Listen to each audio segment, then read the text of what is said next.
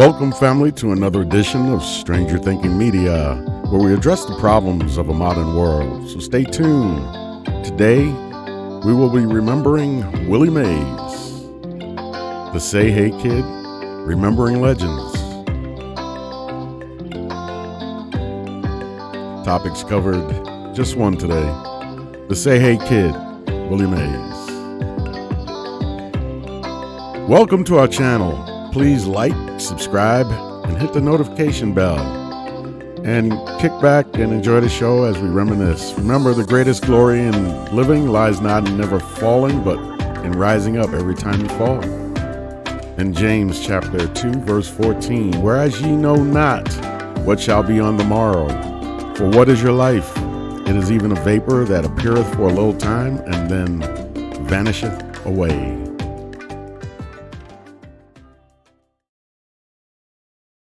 So today, we're going to talk about the great Willie Mays.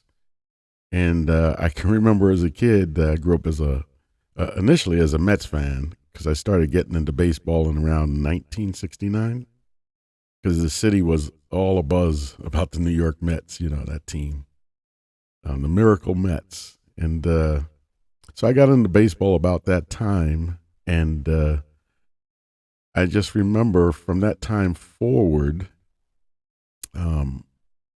watching games. And one of the teams I really feared, there was the Big Red Machine, if you remember the Reds of the 70s. And then there was the San Francisco Giants. So I was too young to remember when they were in New York. But I caught, I guess it would be towards the tail end of Willie Mays' career. And when I caught him, he was still, top of the line. He was excellent. And I just remember that duo of Willie Mays and Bobby Bonds. And they'd play at the Candlestick Park in the wind. It was always really windy out there. But I remember the Mets going into like the ninth inning with the lead, and then here comes Bobby Bonds and Willie Mays, and I'm like, oh no.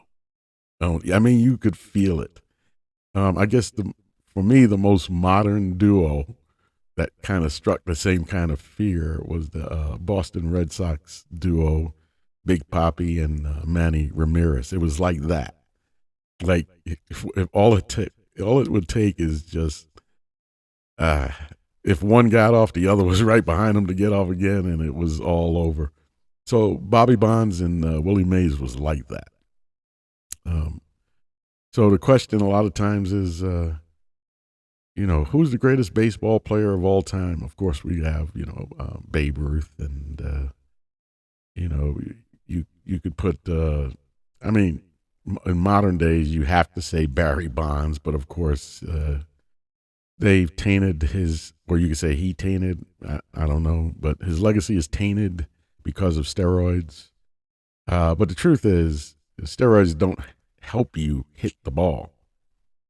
It might help the ball go further, but let's admit it, Barry Bonds had figured something out, and he was making contact on the regular, so much so that pitchers, he's the most walked guy like in baseball history. Nobody wanted to pitch to this guy. But of course, Barry, being that Willie Mays was his godfather, so his father and his godfather, two, Hall of Famers. I believe Bobby made it into the Hall of Fame, but he was taught by the best of the best. And so when you look at Willie Mays' career, you realize statistically, as an all-around, if you're going to say somebody was the greatest ever, as an all-around player, Willie Mays is in that conversation. And in my opinion, yeah, he was. He was the greatest baseball player of all time. Hit for power, ran the bases with speed, So he's, I think, one of the few that matched Babe Ruth statistically. Except when you talk about defense and running the base paths. I mean, he just blows Babe Ruth out the water as far as stolen bases. And of course, defensively, like 14 gold gloves or something like that. We'll get into it. But as an all around player, offensively and defensively, he, in my opinion, is the greatest of all time. Let me know. Chime in on, you can comment and let me know who you think, might be better than Willie Mays. But I think the only other ball player that statistically is probably in the same ballpark would be Mickey Mantle.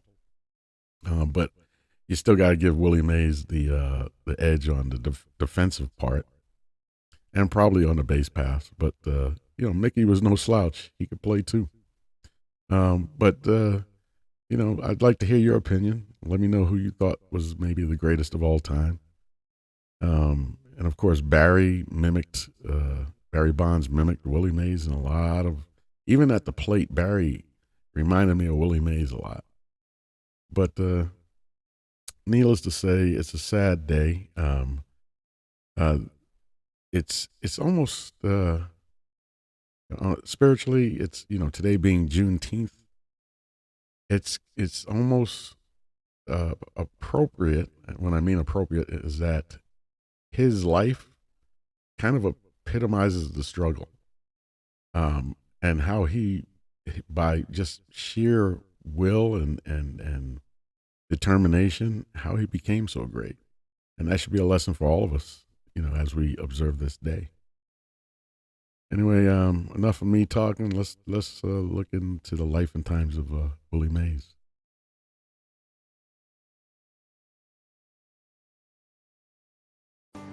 Willie Mays is one that everybody knows.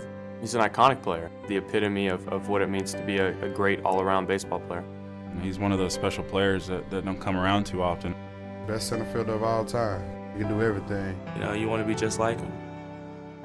Willie Mays did not just play baseball, he performed it, like an artist, leaving an indelible impression on anyone who saw him. Willie was a theatrical personality, a man of unbridled joy on the ball field, a complicated figure off it perhaps, but on the field he gave you not only your money's worth in effort, but he made your heart sing. Born in Alabama in May 1931, Mays was a three-sport star in high school, but he excelled at baseball and gave up his amateur status to start playing in the Negro Leagues. I had to stay in school, so I played Saturday and Sunday when school was in. When school was out, I would go on the road with them. After signing with the New York Giants, he didn't just break into baseball, Mays burst into it. He batted .477 in 35 games at AAA before getting called up, where he immediately became one of the greatest acts in the show. There are 5 things you can do as a position player in baseball.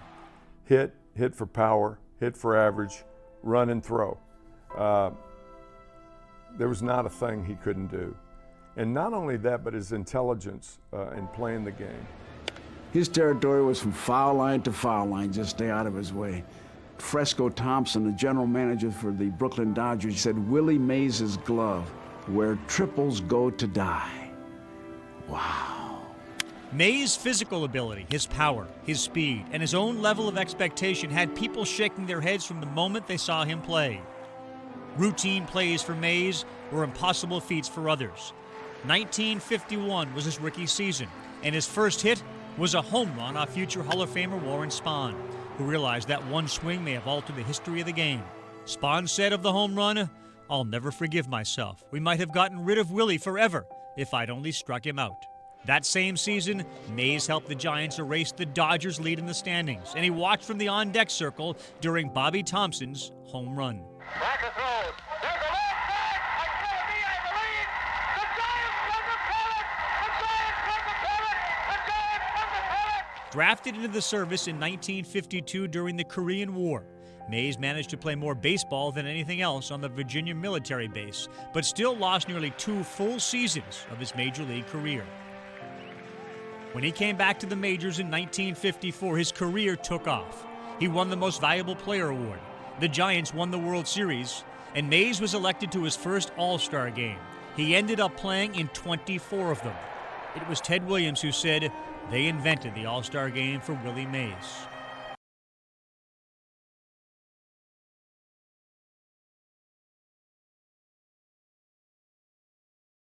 So there you have it.